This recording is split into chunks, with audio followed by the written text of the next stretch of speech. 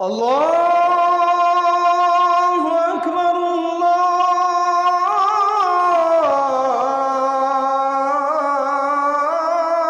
আল্লাহু আকবার।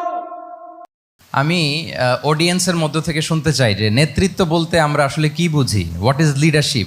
লিডারশিপ মানে অন্যকে প্রভাবিত করবার ক্ষমতা, এটাই হচ্ছে মূলত লিডারশিপ। নেতৃত্ব মানে আপনার যদি অন্যকে ইনফ্লুয়েন্স করার ক্ষমতা থাকে, আপনার যদি মানুষকে ম্যানেজ করার ক্ষমতা থাকে, প্রভাবিত করবার ক্ষমতা থাকে, এটাই বেসিকলি লিডারশিপ। যদি আমরা অন্যকে প্রভাবিত করতে পারি তাহলে বাই ডিফল্ট আমি নেতা হয়ে উঠি।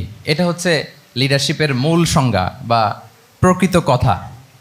লেটসে ক্লাস শেষে একজন তার বন্ধুদেরকে বলল চল খেলতে যাই, তো কেউ কেউ রাজি, আবার অনেকে রাজি না। সে কনভিন্স করা শুরু করলো, ফাইনালি সে সবাইকে কনভিন্স করে খেলতে নিয়ে গেলো। এই যে লিডার হয়ে গেছে।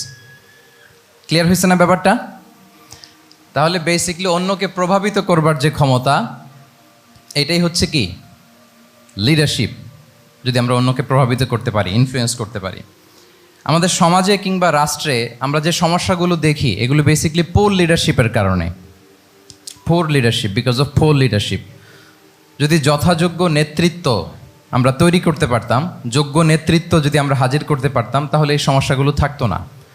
আমরা আল্লাহ রাসূল সাল্লাল্লাহু আলাইহি ওয়া আলিহি ওয়াসাল্লামের নেতৃত্বের গুণাবলীগুলো, যদি ওনার যে লিডারশিপ ট্রেডস, লিডারশিপ ফিচার্সগুলো আছে, এগুলো যদি আমরা খেয়াল করি, তাহলে দেখব যে এগুলো দিয়ে তিনি পুরো একটা জাতি, একটা ভূখণ্ডের জীবনধারা পাল্টে দিয়েছিলেন। তাহলে নেতৃত্বের দিক থেকে অ্যাজ এ লিডার তিনি কতটা সফল, এটা খুব ক্লিয়ার আমাদের কাছে। আমরা এখন দেখার চেষ্টা করব যে রাসূল সাল্লাল্লাহু আলাইহি ওয়াসাল্লামের লিডারশিপটা আসলে কোন ধরনের লিডারশিপ ছিল, কোন ধরনের নেতৃত্ব ছিল, এবং সেখান থেকে বর্তমান সময়ে আমরা কি করে যুগোপযোগী নেতৃত্ব তৈরি করতে পারি। প্রথম যেটা বলতে হবে সেটা হচ্ছে আল্লাহ রাসূল সাল্লাল্লাহু আলাইহি ওয়া আলিহি ওয়াসাল্লামের নেতৃত্বটা ছিল সার্ভেন্ট লিডারশিপ। সার্ভেন্ট লিডারশিপ মানে হচ্ছে কাজের মধ্য দিয়ে নেতা হওয়া। বেসিক্যালি আপনি যখন মানুষের কাজে লাগবেন বা কাজে আসবেন, তখনই আপনি নেতা। যদি আপনাকে সমাজে কোনো কাজে না লাগে, সমাজে যদি আপনি রেলেভেন্ট হতে না পারেন, কাউকে সাপোর্ট করতে না পারেন, গাইড করতে না পারেন, তাহলে তো নেতা হয়ে ওঠা আপনার পক্ষে সম্ভব হবে না। তাহলে যদি কাজে লাগা যায় মানুষের, আপনি যদি কাজে লাগেন, আপনি যদি মানুষের উপকারে আসেন, তাহলে by default you are a leader.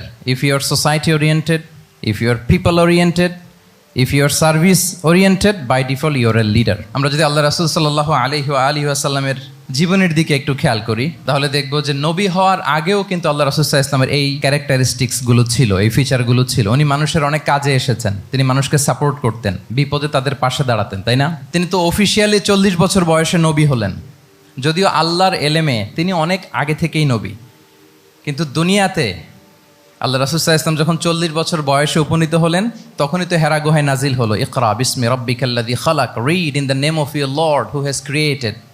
এই যে 5টা আয়াত নাজিল হলো, উনি নিয়ে আসলেন, কাঁপতে লাগলেন। খাদিজা রাদিয়াল্লাহু তাআলা আনহার কাছে বললেন যে মনে হয় আমি মারা যাব, আমাকে কম্বল চাপা দাও, আমার ভয় লাগছে, আমি কাঁপছি। তখন খাদিজা রাদিয়াল্লাহু তাআলা আনহা ওনাকে আশ্বস্ত করলেন, ওয়াল্লাহি লা ইউখজিকাল্লাহু আবাদা, আপনি ভয় পাবেন না, আল্লাহ আপনাকে অপদস্থ করবেন না। ইন্নাকা লা তাসিলুর রাহিমা ওয়া তাসদুকুল হাদিসা, নিশ্চয় আপনি আত্মীয়তার সম্পর্ককে বজায় রাখেন, আপনি সবসময় সত্য কথা বলেন। ওয়া তাহমিলুল কাল্লা, আপনি মানুষের বোঝা বয়ে দেন। ওয়া তাকসিবুল মা'দুমা, যার উপার্জন করার কোনো সক্ষমতা নেই তার জন্য আপনি উপার্জন করেন, তাকে আপনি ফিনান্সিয়াল সাপোর্ট করেন। ওয়া তাকরিউদ দাইফা, আপনি মেহমানকে খাওয়ান।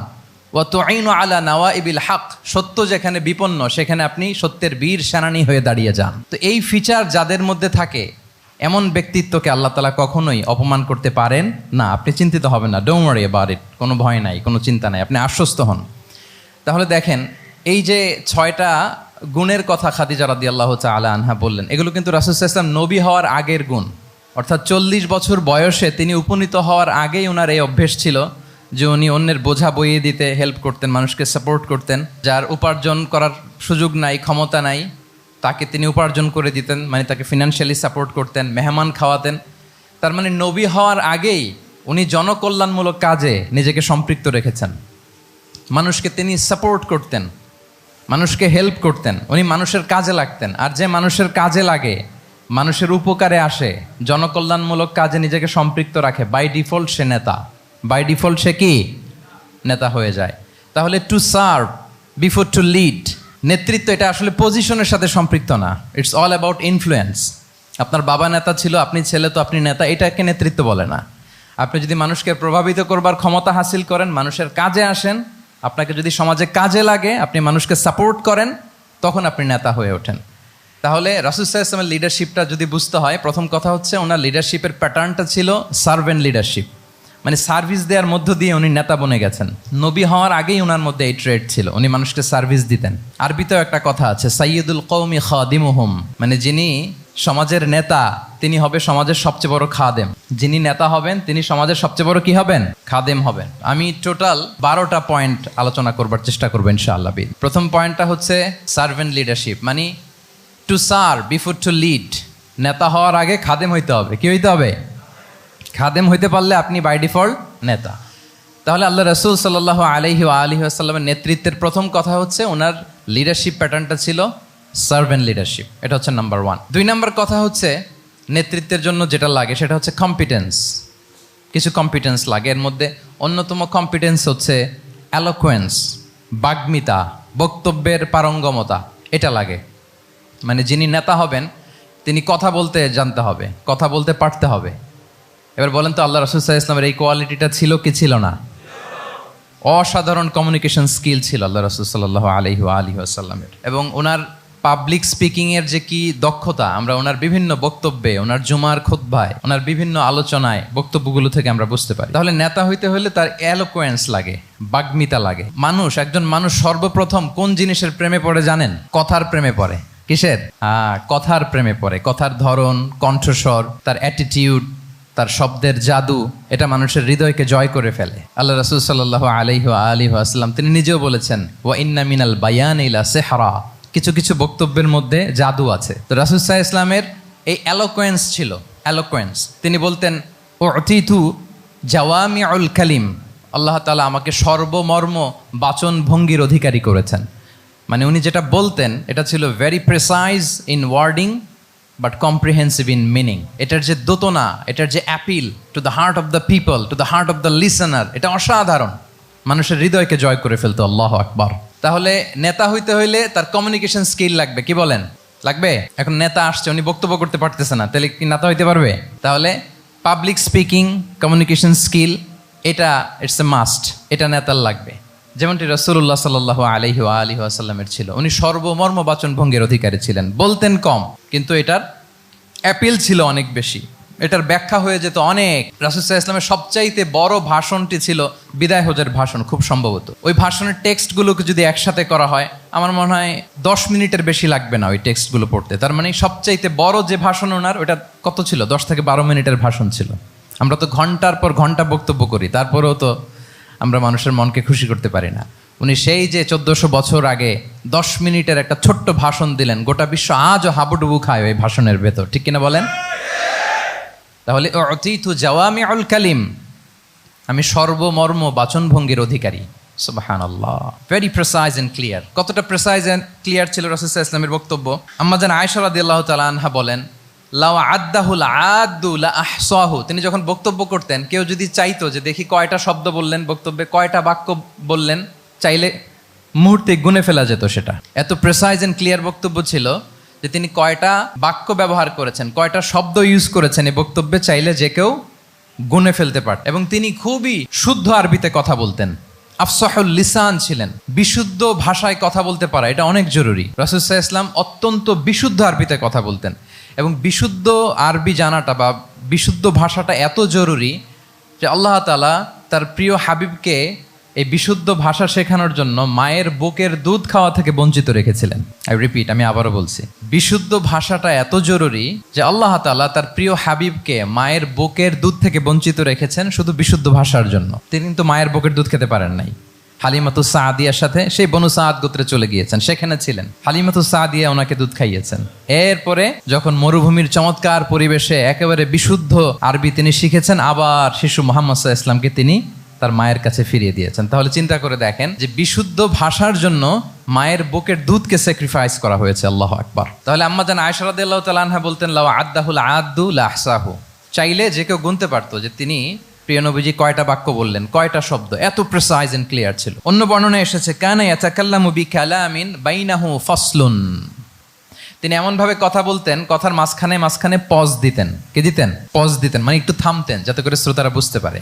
ইয়াতাকাল্লামু বিকালামিন বাইনাহু ফাসলুন, বলতে বলতে মাঝে মাঝে একটা পজ দিতেন যাতে সবাই বুঝতে পারে। ইয়াহফাযুহু মান জালাসা ইলাই, আশেপাশে যারা বসতো তারা সহজে এটা মুখস্থ করে ফেলতে পারে। পজ দিয়ে দিয়ে থেমে থেমে এত চমৎকার করে ওনার প্রেজেন্টেশন ছিল, বক্তব্য মালাগুলো ছিল, ফলে যারা শুনতেছে ইজিলি মুখস্থ করে ফেলতে পারত। এবং গুরুত্বপূর্ণ কথা তিনি এমফেসাইজ করতেন, 3 বার বলতেন। একবার তিনি বলতেছেন আত্তাকওয়া হা হুনা হা হুনা হা হুনা ওয়া ইউশিরু ইলা সাদরিহি সালাসা মাররাত। তাকওয়াকে তিনি এখানে রেফার করেছেন। আমরা তো মনে করি তাকওয়া সব ঢুকে গেছে এইখানে, তাকওয়া ঢুকে গেছে টুপিতে, তাকওয়া ঢুকে গেছে জামাতে, এগুলো তাকওয়ার একটা নমুনা। কিন্তু আল্লাহ রাসূল সাল্লাল্লাহু আলাইহি ওয়াসাল্লাম বলেছেন তাকওয়া এখানে এখানে এখানে, এভাবে 3 বার তিনি ইঙ্গিত করেছেন। গুরুত্বপূর্ণ কথাকে তিনি এভাবে এমফেসাইজ করতেন। মাঝে মাঝে এমন আবেগঘন বক্তব্য উপস্থাপন করতেন, সাহাবারা অশ্রুসিক্ত হতো। ওয়াজিলাত মিনহাল কুলুব যারাফাত মিনহাল উয়ুন, সাহাবারা বলতেন যে আমরা অশ্রুসিক্ত হতাম, আমাদের হৃদয় বিগলিত হতো। এত চমৎকার মর্মস্পর্শী বক্তব্য তিনি করতেন। এটা প্রেক্ষাপটের আলোকে। আবার যুদ্ধের ময়দানে যখন কমান্ড করতেন তখন আলা সাউতু ওয়াশতাদ্দা গদাবু, তিনি রেগে যেতেন, উঁচু কণ্ঠে তিনি কথা বলতেন, মনে হচ্ছে একজন সেনাবাহিনীর কমান্ডার তার ব্যাটালিয়নকে কমান্ড করছেন। আল্লাহু আকবার। তাহলে বক্তব্যের যত দিক হতে পারে, স্লো মোশনে তেজস্বী বক্তব্য, খুব জ্বালাময়ী বক্তব্য, আবার মর্মস্পর্শী বক্তব্য, সব ধরনের বক্তব্য তিনি করতেন। সুবহানাল্লাহ। তাহলে এলোকোয়েন্স, 2 নাম্বার হচ্ছে এলোকোয়েন্স। কম্পিটেন্সের খুব গুরুত্বপূর্ণ একটা অংশ হচ্ছে এলোকোয়েন্স, বাগ্মিতা। এটা একজন নেতার থাকা চাই। কি বলেন?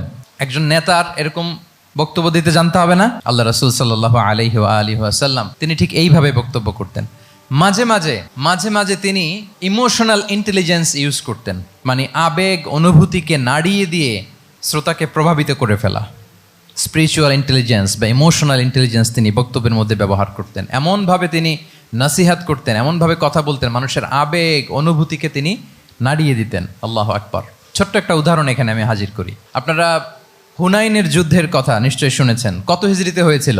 8ম হিজরি। তার মানে মক্কা বিজয়ের ইমিডিয়েট পরেই, কয়েক সপ্তাহ পরেই তো হুনাইনের যুদ্ধ হয়েছিল। তো এই হুনাইনের যুদ্ধে অনেক ওয়ার বুটিজ মুসলমানদের করতলগত হয়েছিল, মানে অনেক গানিমাত, অনেক সম্পদ ওনারা যুদ্ধ শেষে যুদ্ধলব্ধ সম্পদ হিসেবে পেয়েছিলেন। 24,000 উট, প্রায় 40,000 ভেড়া, এত পরিমাণ গানিমত যখন রাসূল সাল্লাল্লাহু আলাইহি ওয়াসাল্লাম পেলেন, তিনি এগুলো বন্টন করতে শুরু করলেন। কিন্তু রাসূল সাল্লাল্লাহু আলাইহি ওয়াসাল্লাম তিনি বন্টন করতে যে আনসারি সাহাবীদেরকে, অর্থাৎ মদিনার যে সাহাবারা, তাদেরকে কিছুই দিলেন না, বরং তিনি মক্কার সাহাবাদেরকে দিলেন, অন্যান্য গোত্রের লোকদেরকে দিলেন, আশেপাশের সবাইকে দিলেন। কিন্তু দিলেন না কাদেরকে?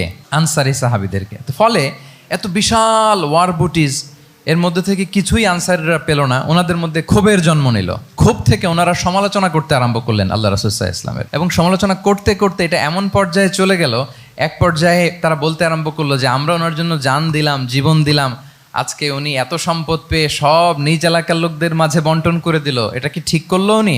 আল্লাহর নবীকে ক্ষমা করুক। মানে কেমন যেন রাসূল একটা ভুল করে ফেলছেন, রাসূল সাল্লাল্লাহু আলাইহি ওয়াসাল্লাম ওনাদেরকে দিতে বাধ্য ছিলেন, এটা যেহেতু দেন নাই, আল্লাহ তার রাসূলকে ক্ষমা করুক, এরকম একটা কথা তারা বলে ফেললেন। এটা তো অনেক বড় কথা। আল্লাহ রাসূল সাল্লাল্লাহু আলাইহি ওয়া আলিহি ওয়াসাল্লাম যখন এই কথা শুনলেন, তখন তিনি আনসারি সাহাবীদেরকে জড়ো করে একটা গেট টুগেদার করে এমন ইমোশনালি ওনাদেরকে কাবু করলেন, ইমোশনাল ইন্টেলিজেন্স ইউজ করলেন। এখানে তারা এসেছিল ক্ষোভ নিয়ে, অসন্তোষ নিয়ে, পরে সবাই কান্না করে রাসূল সাল্লাল্লাহু আলাইহি ওয়াসাল্লামের কাছে ক্ষমা চেয়ে সেই মজলিস থেকে উঠতে বাধ্য হয়েছে। তিনি সবাইকে ডেকে বললেন, ইয়া মা'আশারাল আনসার আলাম আতিকুম দুল্লালান ফাহাদাকুমুল্লাহ ওয়া আলাতান ফাআগনাকুমুল্লাহ ওয়া আ'দাআন ফাআল্লাফাল্লাহু বাইনা কুলুবিকুম। চমৎকার চমৎকার এক্সপ্রেশন যে ওহে আনসাররা, আমি কি তোমাদেরকে পথভ্রষ্ট পাইনি, পথহারা পাইনি? আমার ওসিলায় তোমরা হেদায়েতের দেখা পেয়েছো। আমি কি তোমাদেরকে নিঃস্ব পাইনি? আমার ওসিলায় তোমরা সমৃদ্ধ হয়েছে, সম্পদশালী হয়েছে। আমি কি তোমাদেরকে যুদ্ধরত অবস্থায় পাইনি? আউস খাজরাজ তোমরা তো ফাইট করতেছিলে ইচ আদার, আমি যে তোমাদের মধ্যে সম্প্রীতি আর ভালোবাসার মেলবন্ধনে তোমাদেরকে একত্রিত করে দিলাম। আওয়াজাতুম ফি আনফুসিকুম ফি লুআআতিম মিনাদ দুনিয়া, আর দুনিয়ার সামান্য কিছু জিনিসের কারণে তোমরা মনে কষ্ট পাচ্ছ, যেটা দিয়ে আমি কিছু মুসলিমদের হৃদয়কে আকৃষ্ট করছিলাম। তা আল্লাফতু বিহা কওমান লিউসলিমু ওয়া ওয়াকালতুকুম ইলা ইসলামিকুম, আমি কিছু মুসলিমদেরকে এগুলো দিয়ে তাদের হৃদয়টাকে ইসলামের প্রতি আরো অ্যাট্রাক্টেড করতেছিলাম, আর তোমাদেরকে তোমাদের ইসলামের উপরই আমি ছেড়ে দিয়েছি। আমি জানি আমার আনসাররা, তাদের হৃদয়ে যে ইসলাম আছে এটাই তাদের জন্য যথেষ্ট। আমা তারদাউনা আইয়াযহাবান নাসু বিশাতি ওয়াল বাঈর وَتَرْجِعُونَ بِرَسُولِ اللَّهِ فِي رِحَالِكُمْ. Won't you be happy that people go back to their country with sheep and camel and you go back to your country with Rasulullah? Allahu Akbar. তোমরা কি এতে খুশি হবে না মানুষ উট আর ভেড়া নিয়ে তাদের এলাকায় ফিরবে আর তোমরা আল্লাহর রাসূলকে নিয়ে তোমাদের এলাকায় ফিরবে? এরকম একটার পর একটা ইমোশনালি রাসূল সাল্লাল্লাহু আলাইহি ওয়াসাল্লাম যখন আনসার সাহাবীদেরকে কাবু করতে লাগলেন, ওনারা এমনভাবে কান্নার রোল জুড়ে দিল, এমনভাবে অনুতপ্ত হলো, কাঁদতে শুরু করলো। পরে এরা বলতে আরম্ভ করলো, আমি তো 2-1টা বাক্য বললাম, লম্বা চূড়া মন মাতানো বক্তব্য, হৃদয়স্পর্শী বক্তব্য। তারা বললো, ইয়া রাসূলুল্লাহ, আমরা শুধু আপনাকে পেয়েই খুশি। রাসূল সাল্লাল্লাহু আলাইহি ওয়াসাল্লাম বলেন, গোটা বিশ্বের মানুষ যদি এই পথ ধরে আর আনসারীরা যদি এই পথ ধরে, আমি এই পথ ছেড়ে দিয়ে আনসারীদের পথে হাঁটবো। আল্লাহ তুমি আনসারদের ক্ষমা করো, তাদের সন্তানদের ক্ষমা করো, তাদের নাতিদেরকে ক্ষমা করো। এভাবে মর্মস্পর্শী বক্তব্য যখন ইমোশনাল ইন্টেলিজেন্স দিয়ে যখন রাসূল সাল্লাল্লাহু আলাইহি ওয়াসাল্লাম বললেন, সব আনসারী সাহাবারা কাঁদতে আরম্ভ করলেন। সবাই ফাবাকাল কওমু হাত্তা আখদালু লুহাহুম, তাদের প্রত্যেকের দাড়ি ভিজে গেল, এমন কান্না জুড়ে দিল। আল্লাহু আকবার। তাহলে এটা ছিল রাসূল সাল্লাল্লাহু আলাইহি ওয়াসাল্লামের বক্তব্যের মাধ্যমে শ্রোতাদের মাঝখানে প্রভাব সৃষ্টি করার ক্ষমতা। চিন্তা করতে পারেন, হৃদয় কেঁপে ওঠে না এই কথা শুনলে? Won't you be happy people go back to their home with sheep and camel and you take the messenger of Allah with you? মানুষ ছাগল ভেড়া নিয়ে ফিরতেছে, তোমরা তো আল্লাহর নবীকে নিয়ে ঘরে ফিরতেছো। আল্লাহু আকবার। তাহলে এই কম্পিটেন্সটা লাগে একজন নেতার, তিনি এরকম মর্মস্পর্শী বক্তব্য দিতে জানতে হবে। 3 নাম্বার হচ্ছে কম্পেশন, মানে সফট হার্টেড, দয়াদ্র হৃদয় হতে হবে। আপনি মানুষের দুঃখ যদি আপনাকে কাঁদায় তবেই আপনি নেতা। আমরা আল্লাহ রাসূল সাল্লাল্লাহু আলাইহি ওয়াসাল্লামের দিকে যদি তাকাই, ওনার তো একটা উপাধিই হচ্ছে রাহমাতাল লিল আলামিন। আল্লাহ রাসূল সাল্লাল্লাহু আলাইহি ওয়াসাল্লামের উপাধি কি? ওমা আরসালনাকা ইল্লা রাহমাতাল লিল আলামিন, we have not sent you but as mercy for all the worlds. নবী হে, আপনাকে সবার জন্য আমি মার্সি করে পাঠিয়েছি, রাহমা করে পাঠিয়েছি। আপনি সবার জন্য রহমত, মানুষের জন্য, ম্যানকাইন্ড, জিনকাইন্ড, অ্যানিমালস, সবার জন্য আপনি রাহমা। রাসূল সাল্লাল্লাহু আলাইহি ওয়াসাল্লাম কতটা দয়াদ্র ছিল। আল্লাহ তাআলা অন্য আয়াতে বলছেন, ফাবিমা রাহমাতিম মিনাল্লাহি লিনতা লাহুম ওয়ালাউ কুনতা ফাযযান গালিযাল কলবি লানফাদ্দু মিন হাওলিক। নবী হে, লিনতা লাহুম, সবার জন্য আপনি সফট হার্টেড হয়েছেন আল্লাহর অনুগ্রহে। যদি আপনি সফট হার্টেড না হয়ে আপনি যদি কঠোর হৃদয়ের অধিকারী হতেন, তাহলে এখন লোকেরা যেমনি আপনাকে ঘিরে রাখে, আপনার চারিপাশে সবাই ঘিরে রাখতো না। আল্লাহু আকবার। সাহাবারা সব সময় রাসূল সাল্লাল্লাহু আলাইহি ওয়াসাল্লামের সঙ্গ পেতে চাইতো, অ্যাকম্পানি চাইতো, ঘিরে রাখ। এমনকি অনেক সাহাবী ঘরে ভালো না লাগলে রাসূল সাল্লাল্লাহু আলাইহি ওয়াসাল্লামের কাছে চলে আসতো। এমনকি অনেক সাহাবী বলতেন যে আমার পেটে ক্ষুধা লাগলেই আমি রাসূলের কাছে যেতাম, কারণ রাসূলের চেহারা দেখলে আমার পেটের ক্ষুধা উধাও হয়ে যেত। ফাবিমা রাহমাতিম মিনাল্লাহি লিনতা লাহুম। নবী হে, আল্লাহর অনুগ্রহে আপনি কোমলভাষী হয়েছেন। কোমল হৃদয়ের হওয়া, সফট হার্টেড হওয়া, দয়াদ্র চিত্তের হওয়া, এটা অন্যতম একটা লিডারশিপ ট্রেট। এত দয়াদ্র ছিলেন, আল্লাহ তাআলা বলছেন, ফালা আল্লাকা বাখিউন নাফসাকা আলা আসারিহিম ইল্লাম ইউমিনু বিহাযাল হাদীসি আসাফা। রাসূল সাল্লাল্লাহু আলাইহি ওয়াসাল্লাম বারবার মক্কার কুরাইশদের কাছে যেত, বারবার কাফিরদের কাছে যেত, যেন তারা ঈমান আনে, যেন তারা খারাপ রাস্তা ছেড়ে দিয়ে ভালো রাস্তায় আসে। বারবার চিন্তা করতো যে ইস, কেন তারা লা ইলাহা পড়ে না, কেন তারা সত্যের পথে ফিরে আসে না। হায় রে, একটুর জন্য তো তারা সামান্য আমার কথাটা শুনলেই তো বেঁচে যেত, ইস একটু আমার কথা মানলেই তো জাহান্নাম থেকে বেঁচে যেত। এরকম অস্থির হয়ে তাদের পেছনে ছুটতেন। আল্লাহ তাআলা বলেছেন, নবী হে, আপনি ওদের পেছনে ছুটতে ছুটতে আপনি তো নিজেকেই শেষ করে দিবেন। বাখিউন নাফসাক, আপনি তো নিজের দিকে খেয়াল করছেন না, নিজের শরীরের দিকে খেয়াল করছেন না, নিজের স্বাস্থ্যের দিকে, সময়ের দিকে, আপনি পাগল পাড়া হয়ে তাদেরকে বাঁচানোর জন্য ছুটছেন। তাহলে কতটা দয়াদ্র কোমল হৃদয়ের অধিকারী হলে যে কাফেররা রাসূল সাল্লাল্লাহু আলাইহি ওয়াসাল্লামকে ফিজিক্যালি, মেন্টালি এমন কোনো টর্চার নেই, করে নাই, তাদের পিছনে পিছনে ছুটতেন তিনি। হায় রে, একটু যদি ইমানের রাস্তায় আনা যায়, কোনোভাবে যদি তাদেরকে বুঝিয়ে কনভিন্স করা যায়, তাহলে কম্প্যাশনেট, দয়ালু হওয়া, এটা নেতৃত্বের অন্যতম একটা গুণ। আপনার হৃদয়ে দয়া থাকতে হবে, মায়া থাকতে হবে সবার জন্য, কারণ নেতা তিনি তো সবার। লেটসে বাংলাদেশের যিনি প্রধানমন্ত্রী হবেন, আরও রেলেভেন্ট হয়ে যাচ্ছে এখন কথা, সামনে তো নির্বাচন আসতেছে, সো কেউ না কেউ তো প্রধানমন্ত্রী হবে। তো উনি যখন প্রধানমন্ত্রী হবে ধরেন, তো উনি কি শুধু ওনার দলের প্রধানমন্ত্রী হবেন? তাহলে উনি 18 কোটি মানুষের প্রধানমন্ত্রী হবেন, ঠিক কিনা বলেন? তাহলে সবার জন্য ওনার হৃদয়ে দয়া, ভালোবাসা, এটা থাকার দরকার আছে না নাই? তিনি সবার প্রতি কোমল হৃদয়ের হইতে হবে, দয়াদ্র হইতে হবে। প্রধানমন্ত্রী উনি শুধু নিজ দলের প্রধানমন্ত্রী নন, 18 কোটি মানুষের প্রধানমন্ত্রী। তাহলে সফট হার্টেড হইতে হবে। রাসূল সাল্লাল্লাহু আলাইহি ওয়াসাল্লামের মধ্যে এটা ছিল। সবসময় তিনি মাজলুমদের পাশে থাকতেন। আপনারা হিলফুল ফুজুলের কথা জানেন। ওনার বয়স যখন ৩৫, ইয়ামানের এক ব্যবসায়ী আসছিল মক্কায় ব্যবসা করতে। পণ্য বিক্রির পরে আস ইবনে ওয়াইল নামে এক দুষ্ট জালেম, সে পণ্য নিয়ে বলে, আমরা এই এলাকার লোক, আমরা দাম দিব না, কি করতে পারো করো। এই লোক কান্না জুড়ে দিল। তার কান্না দেখে রাসূল সাল্লাল্লাহু আলাইহি ওয়াসাল্লামের হৃদয়ে দয়া হলো। তিনি ওনার চাচা জুবাইর ইবনে আব্দুল মুত্তালিব সহ ওনার মতো যারা ইয়াং স্টার আছে সবাইকে নিয়ে একটা সংঘ করলেন। এটাই তো হালাফুল ফুদুল, মূলত নাম হচ্ছে হালাফুল মুত্তাইয়িবিন। জাহিলি যুগে ওনাদের প্রথা ছিল, কোনো একটা ভালো কাজে কেউ যখন এক হতো, রং ভর্তি বালতির ভেতরে হাত ঢুকিয়ে তারা পাথরের মধ্যে ওই হাতের ছাপ দিত, সবাই ওইখানে ছাপ দিত। ফলে কাইন্ড অফ কভেনেন্ট, এটা একটা চুক্তির মতো যে আমরা চুক্তিবদ্ধ হলাম, এগ্রিমেন্ট করলাম যে আমরা সবাই এক। তো রাসূল সাল্লাল্লাহু আলাইহি ওয়াসাল্লাম ওনার মতো ইয়াংস্টারদেরকে নিয়ে এই হালাফুল মুত্তাইয়িবিন বা হালাফুল ফুদুল করেছেন। এবং এটার মূল কথা ছিল, মূল স্লোগান ছিল নাহনু মাআল মাজলুম দিদ্দাল যালিম, আমরা সবসময় মাজলুমের পক্ষে থাকবো, জালিমের বিপক্ষে। এটা ছিল হিলফুল ফুজুলের কি মূল শিক্ষা। এভাবে সব সময় তিনি মাজলুমদের সাথে ছিলেন। শ্রমিক সাহাবীদেরকে বড্ড ভালোবাসতেন, শ্রমজীবীদেরকে বড্ড ভালোবাসতেন। এমনকি বিদায় হজের মতো এরকম গুরুত্বপূর্ণ ভাষণও শ্রমজীবীদের কথা বাদ যায়নি, গরিবদের কথা বাদ যায়নি। আরিকাআকুম আতঈমুহুম মিম্মা তাআকুলুন ওয়ালবাসুহুম মিম্মা তালবাসুন। খবরদার, সেদিনও বলেছিলেন সেই বিদায় হজের ভাষণে, তোমরা তোমাদের শ্রমজীবী লোকদের কথা ভুলে যেও না, তোমাদের স্টাফদের কথা, তোমাদের দাস দাসীদের কথা। তোমরা যা খাবে সেখান থেকে তাদেরও খাওয়াবে, তোমরা যে পোশাক পরবে সেখান থেকে তাদেরও পোশাকের ব্যবস্থা করবে। আল্লাহু আকবার। তাহলে রাহমাতাল লিল আলামিন, তিনি ছিলেন কম্পেশনের, দয়ালু হৃদয়ের অধিকারী। 4 নম্বরে হচ্ছে ইন্টেগ্রিটি। ইন্টেগ্রিটি মানে সততা, নৈতিকতা থাকতে হবে। এটা অন্যতম একটা লিডারশিপ ট্রেইট। এটার বড় ক্রাইসিস এখন ইন্টিগ্রিটির। রাসূল সাল্লাল্লাহু আলাইহি ওয়াসাল্লামের লিডারশিপটা ছিল এথিক্যাল লিডারশিপ, কিন্তু এইটার অনেক বড় ক্রাইসিস আমাদের সমাজে, আমাদের নেতৃত্বের মাঝে। কি বলেন? নৈতিকতার ঘাটতি আছে না? নৈতিকতা বিবর্জিত নেতৃত্ব, এটা দিয়ে কিছুই হয় না। একটা জাতির ধ্বংসের জন্য নৈতিকতা বিবর্জিত নেতৃত্বই যথেষ্ট। এজন্য নৈতিকতা লাগবে, ইন্টিগ্রিটি, সততা।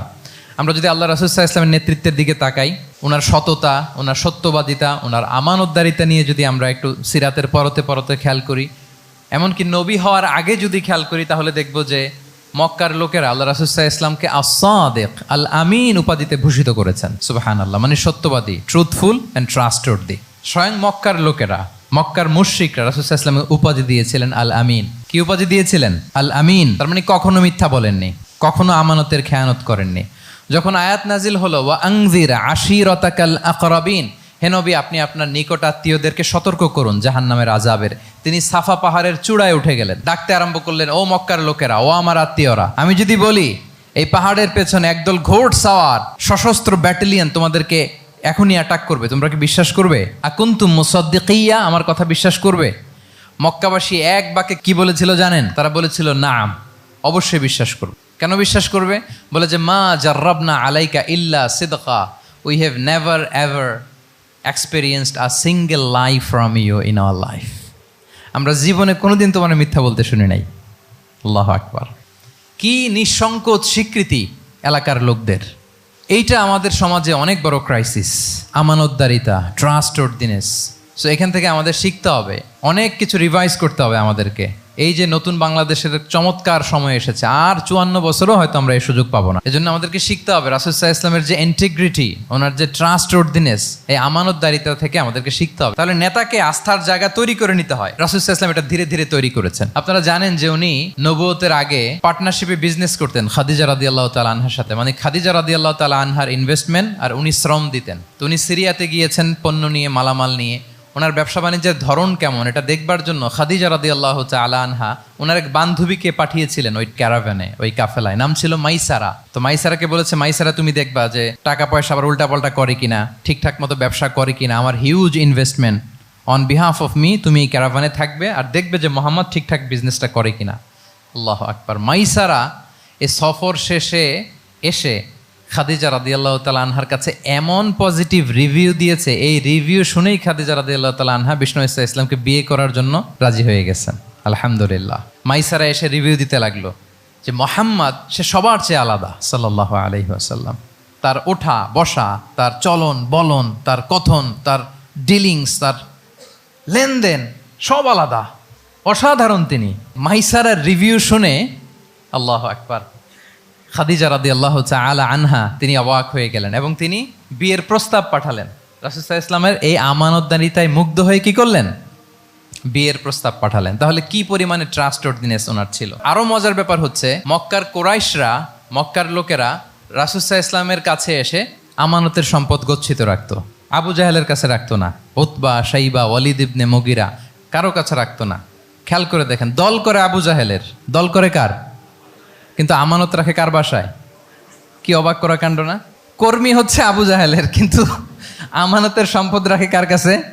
মুহাম্মদ সাল্লাল্লাহু আলাইহি ওয়াসাল্লামের বাসায়। রাসূল সাল্লাল্লাহু আলাইহি ওয়াসাল্লাম যেদিন হিজরত করবেন, উনি সাইয়েদনা আলী রাদিয়াল্লাহু তাআলা আনহুকে অ্যাসাইন করে গিয়েছেন যে আলী তুমি থাকো, তুমি কয়েকদিন পরে মদিনায় হিজরতে যাবা, আমার কাছে যত আমানতের সম্পদ আছে এগুলো তুমি আগে বিলি করে তারপরে যাবে। রাসূল সাল্লাল্লাহু আবু বকর রাদিয়াল্লাহু তাআলা আনহুকে নিয়ে চলে গেলেন। আলী রাদিয়াল্লাহু তাআলা আনহুর টানা 3 দিন লেগেছে যে ডেপোজিটগুলো রাসূল সাল্লাল্লাহু আলাইহি ওয়াসাল্লামের কাছে ছিল, আমানতের যেই জিনিসগুলো ছিল এগুলো বন্টন করতে সাইয়েদনা আলী রাদিয়াল্লাহু তাআলা আনহু 3 দিন সময় নিয়েছেন। 3 দিন, এত পরিমাণ আমানতের সম্পদ রাসূল সাল্লাল্লাহু আলাইহি ওয়াসাল্লামের কাছে ছিল। আল্লাহু আকবার। তাহলে এই আমানতদারিতা, সততা, অনেস্টি, ট্রাস্টওয়ার্দিনেস এটা অনেক জরুরি নেতৃত্বের জন্য। নেতা হতে চাইলে তাকে আমানতদার হইতে হবে। যদি একজন ট্রু লিডার কেউ হতে চায় তার মধ্যে আমানতদারিতা চাই। কি চাই? আমানতদার। তাহলে ইন্টিগ্রিটি। 5 নম্বরে হচ্ছে গুড ইন্টারাকশন উইথ ফলোয়ার্স। নেতার তার ফলোয়ারের সাথে কি লাগবে? ভালো ইন্টারাকশন লাগবে, সুন্দর একটা সম্পর্ক লাগবে, ভালো বোঝাপড়া চাই। একজন ভালো নেতৃত্বের বৈশিষ্ট্য হচ্ছে নেতা তার ফলোয়ারের সাথে কি করবে?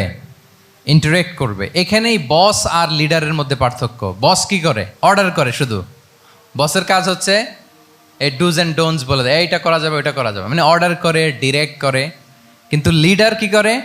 গাইড করে, মেন্টরিং করে, ইন্সপায়ার করে, মোটিভেট করে। So here is the difference between leader and boss. তাহলে বসই হওয়া যাবে না। নেতা হইতে চাইলে বসই হওয়া যাবে না। You have to interact with your followers. আপনার ফলোয়ারের সাথে ইন্টারাকশন লাগবে, তবেই আপনি নেতা। আমরা দেখি রাসূল সাল্লাল্লাহু আলাইহি ওয়াসাল্লামের কেমন ইন্টারাকশন ছিল। রাসূল সাল্লাল্লাহু আলাইহি ওয়াসাল্লাম যে কোনো বড় ডিসিশনে সাহাবাদের সাথে কনসালটেশন করতেন, পরামর্শ করতেন, তারপরে সিদ্ধান্ত নিতেন। ওয়াশাবিরহুম ফিল আমর, এই আয়াতের ভিত্তিতে তিনি সবার সাথে কি করে নিতেন? সাহাবাদের সাথে পরামর্শ করে নিতেন। আপনারা দ্বিতীয় হিজরির যে বদরের যুদ্ধের কথা জানেন, বদরের প্রান্তরটা মদিনা থেকে প্রায় 130 কিলো দক্ষিণ পশ্চিমে। তো ওখানে গেলেন মদিনা থেকে। তিনি যাওয়ার পরে এক জায়গায় তিনি সেনা ক্যাম্প স্থাপন করলেন। স্থাপন করার পরে হাব্বাব ইবনুল মুনজির রাদিয়াল্লাহু তাআলা আনহু তিনি জিজ্ঞেস করলেন, ইয়া রাসূলুল্লাহ, এই যে আপনি এই জায়গায় বদরের প্রান্তরে সেনা শিবির স্থাপন করলেন, সেনা ক্যাম্প স্থাপন করলেন, এটা কি আল্লাহর দেখিয়ে দেয়া কোনো জায়গা নাকি আপনার ইচ্ছায়? তিনি বললেন, আমানজিলান আনসালাকাল্লাহু লাইসা লানা আন নাতাকদ্দামাহু ওয়ালা নাতাআখারা আনহু। এটা কি একেবারে ফিক্সড আল্লাহর পক্ষ থেকে ওহী যে এখানেই শিবির স্থাপন করতে হবে, নাকি আমহুয়ার রায়ু ওয়াল হারবু ওয়াল মাকিদা, নাকি এটা যুদ্ধের কৌশল হিসেবে আপনি নিজ থেকে করেছেন? রাসূল সাল্লাল্লাহু আলাইহি ওয়াসাল্লাম বললেন, না, এটা কোনো ওহী না। আমার কাছে মনে হয়েছে, আমার যে অ্যানালিসিস, আমার মনে হয়েছে বদরের যুদ্ধে এখানেই আমাদের পজিশনিংটা হইলে ভালো হয়। হাব্বাব ইবনে মুনজির রাদিয়াল্লাহু তাআলা আনহু বলেন, না, ইদান লাইসা হাযা বিমানসিল ইয়া রাসূলুল্লাহ, তাহলে এইখানে যদি আপনার নিজ থেকে আপনি এটা ডিসাইড করেন, আমি আপনার অনুমতিক্রমে বলতে চাই ইয়া রাসূলুল্লাহ, এটা সুন্দর জায়গা হয়নি। সুন্দর জায়গা হয়নি? তাহলে কোথায়? হাব্বাব বললেন, ওইখানে, ওই যে বদরের একটা কুয়া আছে, এখানে পানির সোর্স আছে। আমরা যদি ওইখানে একটা ব্লকেট দিয়ে দাঁড়াতে পারি, তাহলে কোরাইশরা এসে আর পানি খেতে পারবে না। ওরা পানি না খেয়েই মরবে, যুদ্ধেও মরবে, পানির অভাবেও মরবে। আল্লাহু আকবার। এক মুহূর্ত দেরি করলেন না রাসূল সাল্লাল্লাহু আলাইহি ওয়াসাল্লাম। এই অপিনিয়ন পাওয়ার সাথে সাথেই বললেন, এই সেনা ক্যাম্প এখান থেকে উঠে হাব্বাব যেখানে বলেছে ওইখানে যে সেনা শিবির স্থাপন করো। 1 সেকেন্ডও দেরি করেন নাই। তাহলে কোনো ইগোইস্টিক ঝামেলা ছিল না। ভেরি অ্যাকোমোডেটিভ ছিলেন রাসূল সাল্লাল্লাহু আলাইহি ওয়াসাল্লাম।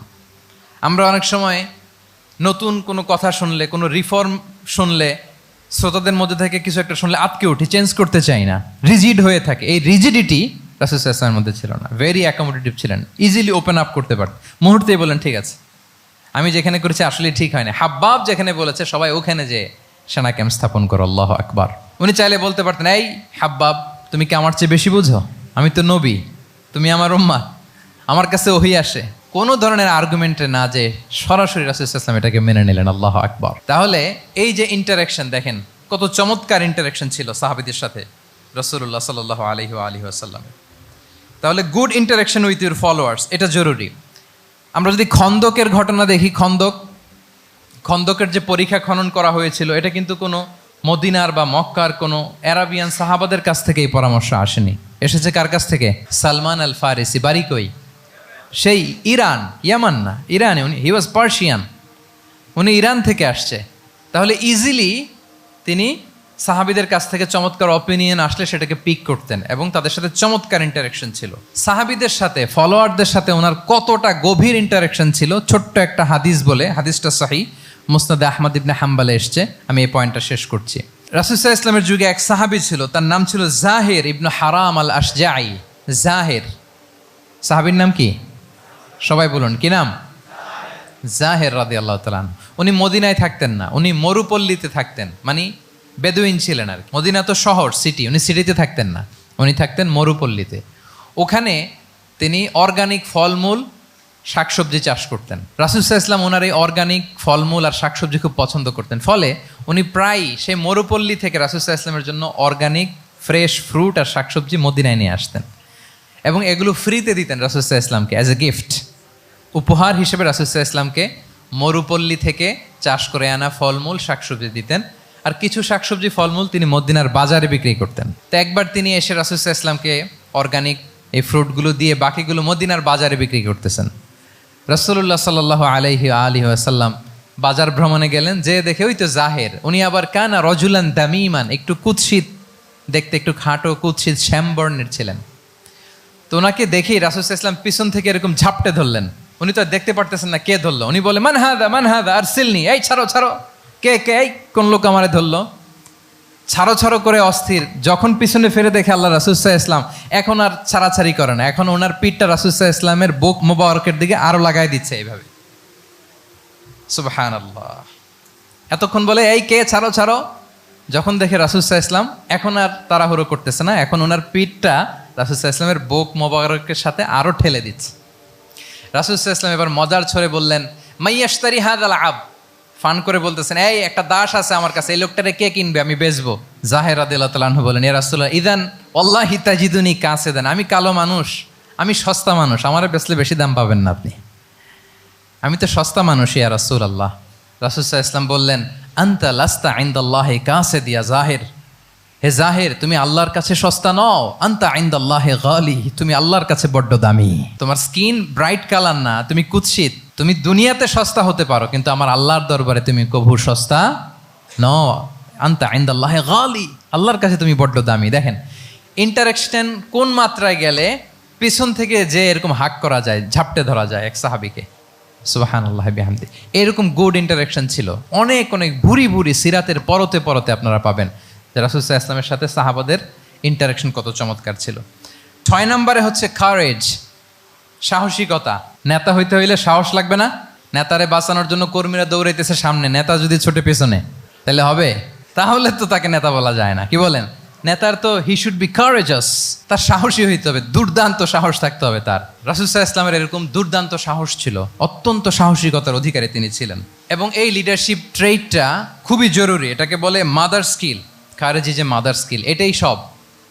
এই হিম্মত লাগবে। আর রাজুলু যু হিম্মা ইউহিল উম্মা, যার হিম্মত আছে সেই জাতিকে জাগাতে পারে, ঠিক কিনা? এই যে আমাদের কাছে তো উদাহরণ একেবারে হাতের কাছেই, এই যে 5 আগস্টে, এই যে জুলাই আপরাইজিং, যদি কারেজ না থাকতো আমাদের তরুণদের, আমাদের জেনজিদের, তাহলে এই পরিবর্তনকে আমরা দেখতে পেতাম না। আমি গল্প শুনছিলাম যে এই চট্টগ্রাম বিশ্ববিদ্যালয় থেকে 2 জন শহীদ হয়েছে, আল্লাহ তাদের কবরগুলোকে তুমি জান্নাতে টুকরা বানিয়ে দাও। এই যে আমাদের তরুণরা তাজা রক্ত দিয়ে একটা চেঞ্জ এনেছে, পরিবর্তন, এটা তো কারেজ, তাদের সাহসিকতার বহিঃপ্রকাশ, ঠিক কিনা? এটা লাগবে। কেউ যদি লিড দিতে চায়, লিডার হতে চায়, তার এটা লাগবে, মাস্ট। রাসূল সাল্লাল্লাহু আলাইহি ওয়াসাল্লাম অত্যন্ত সাহসী ছিলেন। 2-1টা উদাহরণ আমরা সিরাত থেকে দেখি। একবার মদিনাতে রাত্রিবেলা বিকট একটা আওয়াজ হলো, বিকট এত আওয়াজ, সবাই ঘুম থেকে জেগে গেল। ঘুম থেকে জেগে সবাই হতভম্ব, কিরে এত আওয়াজ তো মদিনাতে কখনো শুনি না। ঘটনা কি? কেউ ঘোড়া নিয়ে, কেউ উট নিয়ে, কেউ খচ্চর নিয়ে, কেউ এমনি খালি পায়ে ছুটতে আরম্ভ করলো আওয়াজের দিকে, দেখি যাই কোথায় কি হলো। সবাই ছুটতে ছুটতে মাঝপথে যেয়ে দেখে রাসূল সাল্লাল্লাহু আলাইহি ওয়াসাল্লাম আওয়াজ কোথায় হয়েছে, কোত্থেকে হয়েছে দেখে ফিরে আসতেছে আর বলতেছে, লান তুরাউ, ডোন্ট ওয়ারি, আরে ভয় নাই, দেখে আসছি আমি, আল্লাহু আকবার, ভয় নাই, আমি দেখে আসছি, এভরিথিং ইজ ফাইন দেয়ার, সব ঠিক আছে, যাও ফিরো ফিরো মদিনায় ফিরো। সবাই ভয় পেয়ে ঘোড়া টোরা ও ঠাকিয়ে ছুটতে আরম্ভ করছে। অনেক দূর যাওয়ার পরে দেখে রাসূল সাল্লাল্লাহু আলাইহি ওয়াসাল্লাম আবু তালহা রাদিয়াল্লাহু তাআলা আনহুর একটা খুবই ক্ষিপ্ত ঘোড়া নিয়ে উনি দেখে ভিজিট করে ফিরে আসতেছেন। সুবহানাল্লাহ। তাহলে বিপদ ঘটলে নেতা থাকতে হবে কই, সামনে না পেছনে? আমাদের নেতারা থাকে কই? নাকি পেছনেও খুঁজে পাওয়া যায় না? It's a big crisis. নেতা থাকবে কোথায়? Front liner. Leader should be front liner.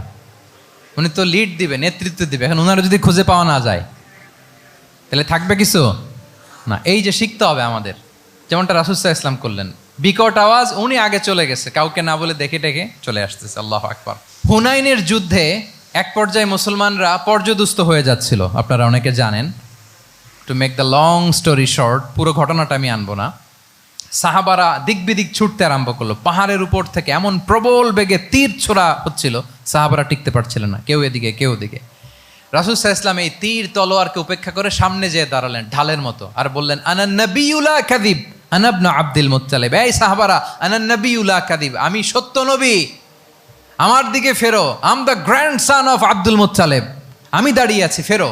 রাসূল সাল্লাল্লাহু আলাইহি ওয়াসাল্লামের যখন এই সাহসী স্টেটমেন্ট তারা পেলেন, আবার আল্লাহু আকবার ধ্বনি নিয়ে সাহাবারা সামনের দিকে এগিয়ে গেছেন। এই যে আগালেন, আর পিছু ফিরলেন না, হুনাইন জয় করেই ছাড়লেন। আল্লাহু আকবার। তাহলে ইতিহাসের পরতে পরতে, সিরাতের পরতে পরতে আমরা দেখবো যে রাসূল সাল্লাল্লাহু আলাইহি ওয়াসাল্লাম হি ওয়াজ এ হাইলি কারেজাস, অনেক সাহসী একজন ব্যক্তিত্ব ছিলেন, অত্যন্ত সাহসী পুরুষ ছিলেন। তাহলে নেতা হইতে হইলে তার কি লাগবে? সাহসিকতা লাগবে। তার তো লিড দিতে হবে ফ্রন্ট লাইন থেকে। এবং কাপুরুষতা, ভীরুতা, এটা থেকে রাসূল সাল্লাল্লাহু আলাইহি ওয়াসাল্লাম পানা চেয়েছেন। আল্লাহুম্মা ইন্নী আউযু বিকা মিনাল হাম্মি ওয়াল হাযান ওয়া আউযু বিকা মিনাল আজজি ওয়াল কাসাল ওয়া আউযু বিকা মিনাল জুবনি ওয়াল বুখল। জুবন মানে কি? ভীরুতা, কাপুরুষতা। হে আল্লাহ, আমি ভীরুতা থেকে, কাপুরুষতা থেকে পানাহা চাই। আমরা যেন কাপুরুষ না হই, আমরা যেন ভীরু না হই, আমরা যেন সত্যের বীর সেনানী হয়ে আবু সাঈদের মতো এরকম দুই হাত প্রসারিত করে দাঁড়াতে পারি, ঠিক কিনা? এই যে কারেজাস আবু সাঈদ, হ্যাঁ, is the icon of courage of Bangladesh. কি বলেন? এই যে বুক টান টান করে যে হাত দুইটা প্রসারিত করে দাঁড়ালো, আল্লাহু আকবার। গোটা বিশ্ব এখন তাকে আইকনিক ফিগার হিসেবে মেনে নিস। কি বলেন? গোটা বিশ্ব তাকে চিনছে, তার জন্য দোয়া করছে। তাহলে courage, it's an essential leadership trade. এটা লাগবে প্রিয় ভাইয়েরা। আল্লাহ তাআলা এই কারেজ, এই সৎ সাহস দিয়ে আমাদেরকে ধন্য করুক। 7 নম্বরে হচ্ছে কনফ্লিক্ট রিজলভিং এবিলিটি। বিরোধ নিষ্পত্তি করার মতো যোগ্যতা থাকতে হবে নেতার। অর্থাৎ নেতা হইতে হবে এমন যে বিরোধকে নিষ্পত্তি করে দিতে পারে, মিটমাট করে দিতে পারে, ঝগড়া লাগলে মিটায়ে দিতে পারে। এটা গুরুত্বপূর্ণ কোয়ালিটি না নেতার জন্য? কি বলেন? রাসূল সাল্লাল্লাহু আলাইহি ওয়াসাল্লামের কিন্তু এটা ছিল, বিরোধ নিষ্পত্তি করা।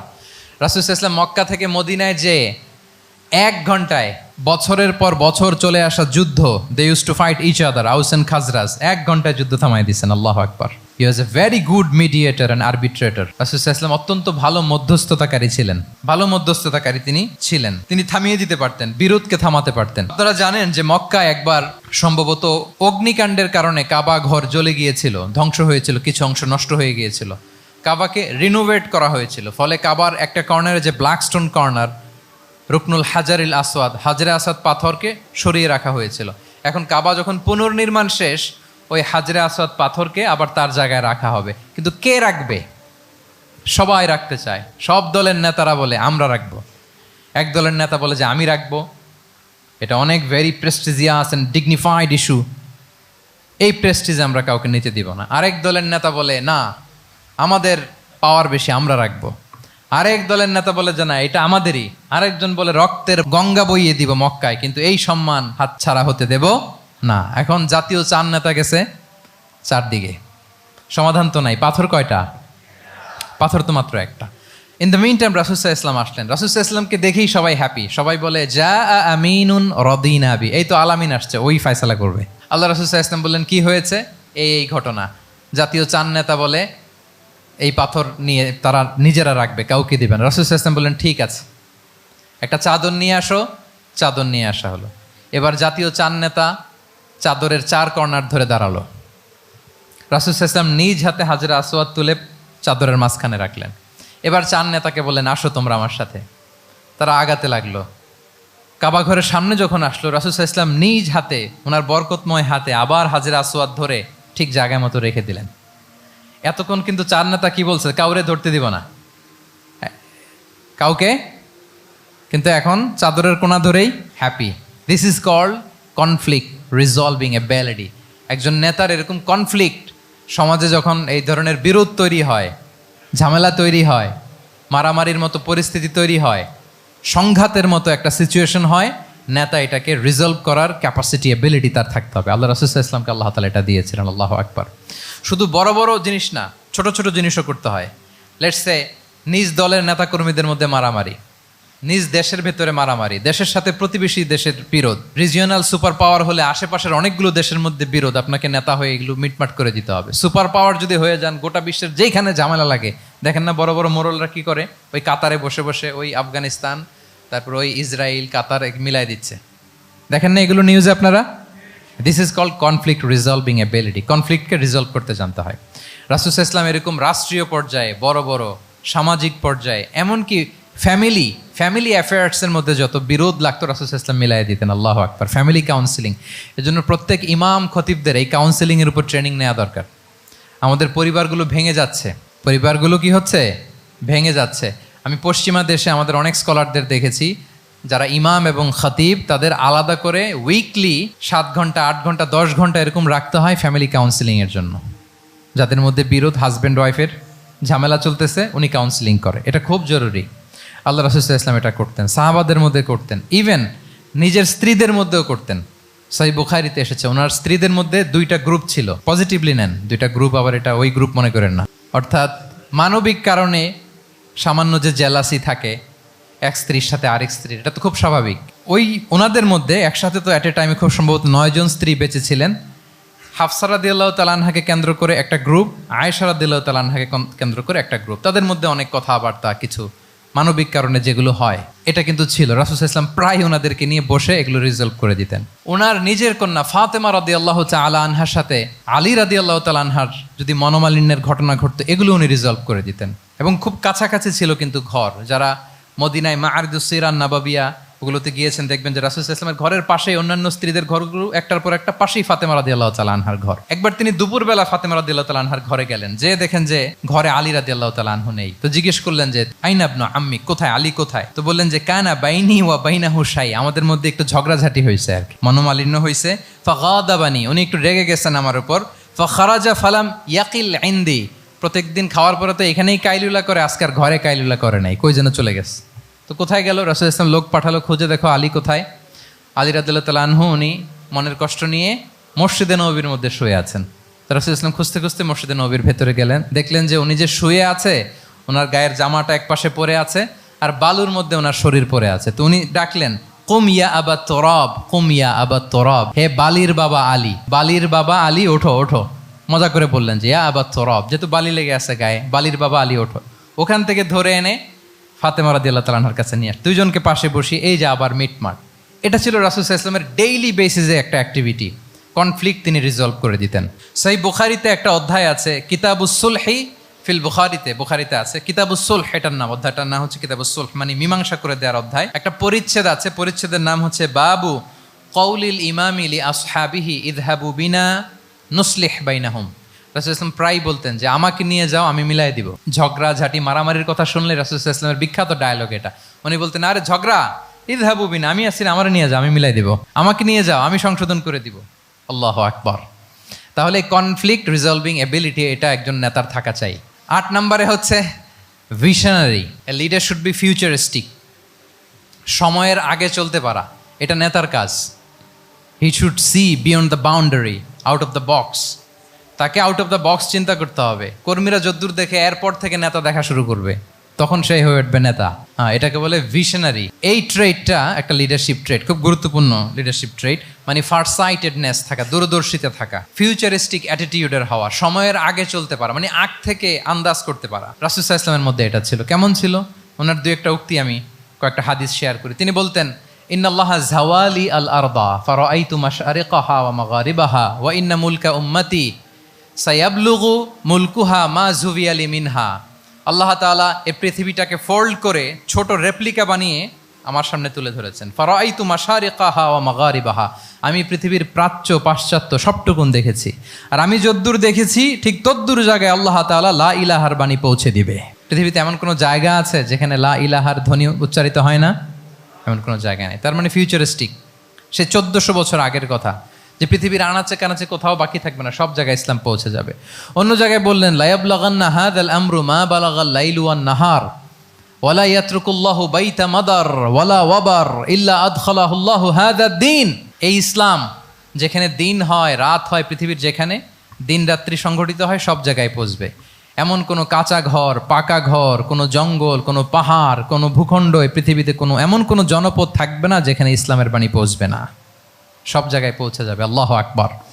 তাহলে এটা হচ্ছে ফিউচারিস্টিক অ্যাটিটিউডের ব্যক্তিত্ব হওয়ার কারণে তিনি এমনটি বলেছেন। আগাম বুঝে ফেলতেন। আপনারা হুদাইবিয়ার সন্ধির কথা জানেন না? হুদাইবিয়ার ট্রিটির কথা শুনেছেন না?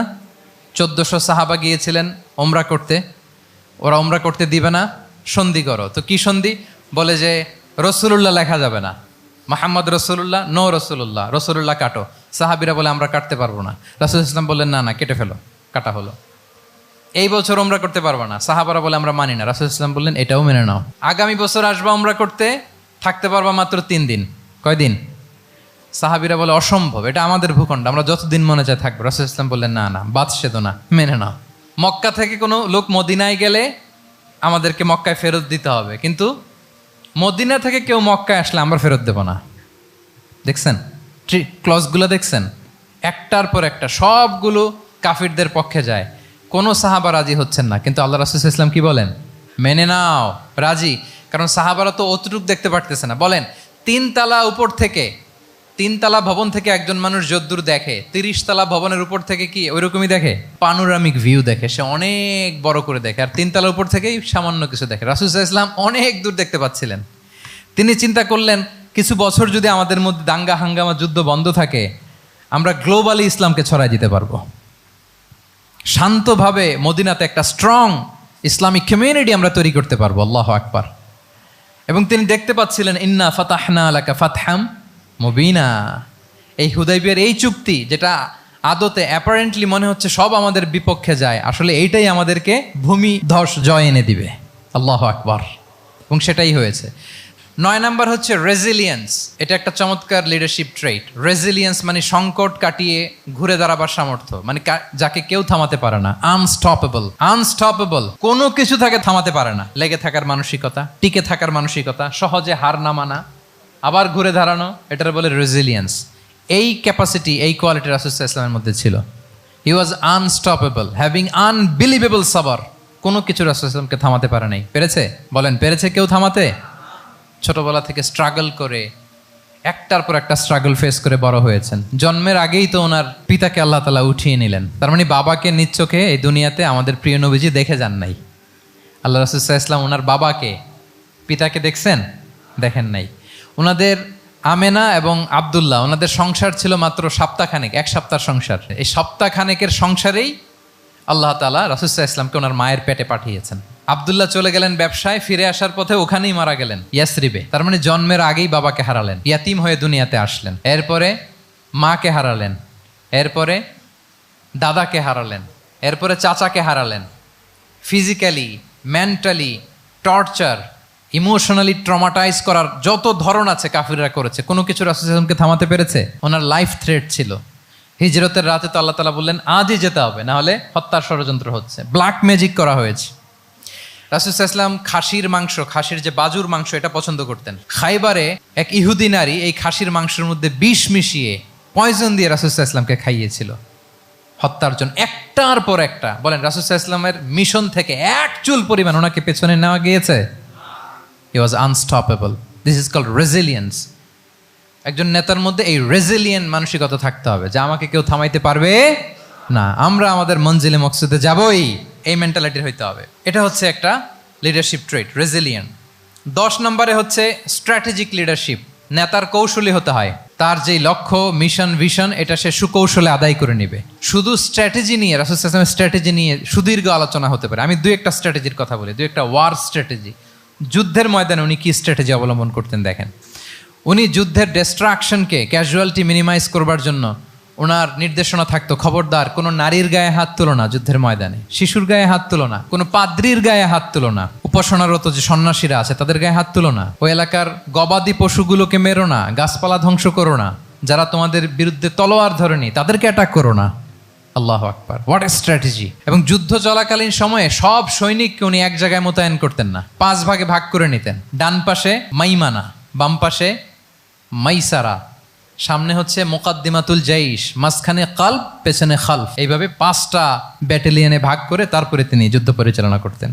What a war strategy! বদরের যুদ্ধে যখন পৌঁছলেন মদিনা থেকে 130 কিলোমিটার দূরে, দূরে আফসা দেখা যায়, মরিচিকার মধ্যে দেখা যায় ওই যে মুশরিকরা ওখানে আসছে, কিন্তু তারা কতজন এটা তো বোঝা যায় না। তো কিছু ছেলে এই মরুভূমিতে থাকে, ওদেরকে পানি সরবরাহ করে। এদেরকে রাসূল ইসলাম জিজ্ঞেস করলেন যে কুরাইশরা যে আসছে তারা সংখ্যায় কত, এটা না জানলে তো উনি ওনার ওয়ার স্ট্র্যাটেজি ঠিক করতে পারবেন না, যুদ্ধের কৌশল। তো এরা বলে নাহনু লা নাদরি, আমরা জানি না কত। এখন এটা কিভাবে তিনি বের করবেন, সংখ্যায় তারা কত, এটা তো আমাকে ফাইন্ড আউট করতে হবে। রাসূল ইসলাম বলেন যে ওরা কি খায়, বলে যে প্রতিদিন ওট জবাই করে খায়। তো রাসূল ইসলাম বলেন যে প্রতিদিন কয়টা ওট লাগে, বলে যে ইয়াউমান তিসআন ও ইয়াউমান আশরান, 2 দিন হয়েছে আসছে, তো প্রথম দিন দেখলাম 9টা জবাই করছে, আজকে দেখছি 10টা জবাই করছে। রাসূল ইসলাম বললেন ইদান আল কওমু মা বাইনা আত-তিসআমিয়া ওয়াল আলফ, তাহলে ওরা 900 থেকে 1000-এর মধ্যে। সুবহানাল্লাহ। এবার বলেন বদরের যুদ্ধে কুরাইশদের সংখ্যা ছিল কত? আল্লাহু আকবার, হোয়াট এ ওয়ার স্ট্র্যাটেজি! নমুনা দেখে বুঝে ফেলছেন কতজন তারা। এইভাবে রাসূল ইসলাম ওনার স্ট্র্যাটেজি নির্ধারণ করতেন। লোকেশন শেয়ার করতেন না, সুবহানাল্লাহ। কোথায় যাবেন বলতেন না, চলো চলো বলে ছুটতেছেন। কোথায় যাবেন উনি জানেন। অ্যাটাক করবেন এই দিকে, ডান দিকে, অ্যাটাক করবেন কোন দিকে, কিন্তু মদিনা থেকে বের হতেন বাম দিক দিয়ে। অ্যাটাক করবেন উত্তরে, মদিনা থেকে বের হতেন কোন দিক দিয়ে, দক্ষিণ দিক দিয়ে। যে রাতে হিজরত করবেন মদিনা উত্তর দিকে, উনি দক্ষিণ দিকে চলে গেছেন গারে সাউরে 3 দিন থেকে আগে, ওরা যাতে বুঝতে না পারে। সুবহানাল্লাহ। এটা ছিল রাসূল সাল্লাল্লাহু আলাইহি ওয়াসাল্লামের ওয়ার স্ট্র্যাটেজি। এবং সবাই যেই পথে মক্কা থেকে মদিনা যায় উনি কিন্তু ওই পথে যাননি। ক্যারাভেনগুলো, কাফেলাগুলো যেই পথে মক্কা থেকে মদিনায় ইউজুয়াল রুট যেটা, যাননি। সাওয়াহেলি পথে, সাগরের পাশ দিয়ে স্পেশাল একজন গাইড ভাড়া করে তিনি গিয়েছেন। আল্লাহু আকবার। This is called strategy. তাহলে স্ট্র্যাটেজিক লিডারশিপ লাগবে, একজন নেতার স্ট্র্যাটেজিক প্ল্যানিং ঠিক করা লাগবে। এটা তাকে সামনের দিকে আগাতে অনেক সহায়তা করবে। 11 নম্বর, প্র্যাকটিক্যাল উইজডম, অর্থাৎ প্রজ্ঞা থাকতে হবে। একজন নেতা যে ডিসিশনগুলো সে মেক করবে এটা প্রজ্ঞায় সুসজ্জিত হইতে হবে। আল্লাহ রাসূল সাল্লাল্লাহু আলাইহি ওয়া আলিহি ওয়াসাল্লামের যতগুলো সিদ্ধান্ত ছিল, কাজ ছিল, কোনোটাই প্রজ্ঞা থেকে খালি ছিল না, সবগুলো ছিল প্রজ্ঞায় সমৃদ্ধ। ভুরি ভুরি উদাহরণ হাজির করা যেতে পারে। আমি 2টা উদাহরণ দিই, মাক্কি জীবনের একটা উদাহরণ দিই। রাসূল সাল্লাল্লাহু আলাইহি ওয়াসাল্লাম মক্কাতে নবুয়তের 5ম বছরে যখন নও-মুসলিম সাহাবাদের উপর অত্যাচারের মাত্রা মারাত্মক বেড়ে গেল, রাসূল সাল্লাল্লাহু আলাইহি ওয়াসাল্লাম সাহাবাদেরকে হিজরতে পাঠালেন। বলেন তো কোথায় পাঠিয়েছিলেন, সবাই বলুন। আবিসিনিয়াতে, বর্তমান ইথিওপিয়া, ইরিত্রিয়া, ওই এরিয়াতে, আবিসিনিয়াতে তিনি পাঠালেন। বললেন যে দেয়ার ওয়াজ এ জাস্ট কিং আসহামা নেগাস, বললেন যে ওখানে আবিসিনিয়াতে যাও, ওখানে আসহামা নামে নাজ্জাশী একজন বাদশাহ আছে, খুব ভালো। তাদেরকে পাঠালেন নবুয়তের 5ম বছরে। যেতে লাগলো, এক এক সময় এক এক সাহাবী যায়, যে ওখানে বড় একটা বেস তৈরি হলো, মুসলিম কমিউনিটি তৈরি হলো। এরপর 13 বছর পরে মাক্কি জিন্দেগির 13 বছর শেষ করে নবুয়তের রাসূল ইসলাম কোথায় চলে গেলেন, মদিনায়। মদিনায় যে রাসূল ইসলাম একটা ইসলামী স্টেট তিনি প্রতিষ্ঠা করলেন। 1ম হিজরি যায়, 2য় হিজরি যায়, একটার পর একটা যুদ্ধ যায়, মুসলিম কমিউনিটি বাড়ে, কমপ্লিট ইসলামিক স্টেট হয়ে যায়। কিন্তু ওই আবিসিনিয়া থেকে ওই গ্রুপ আর ফিরে না। নবুয়তের 5ম বৎসরে যে গ্রুপকে রাসূল সাল্লাল্লাহু আলাইহি ওয়াসাল্লাম জাফর ইবনে আবু তালেবের নেতৃত্বে আবিসিনিয়ায় পাঠিয়েছিলেন, তারা মদিনায় কোন হিজরিতে আসছে জানেন? এইটা যদি কেউ উত্তর দিতে পারে তাহলে বুঝবো he is very genius in সিরাত। 9ম, 7ম, মাশাআল্লাহ। কয়জন বলছে? এটা জানতেন কে কে? হাত তোলেন। মাশাআল্লাহ, অনেক জিনিয়াস আছে তো এখানে।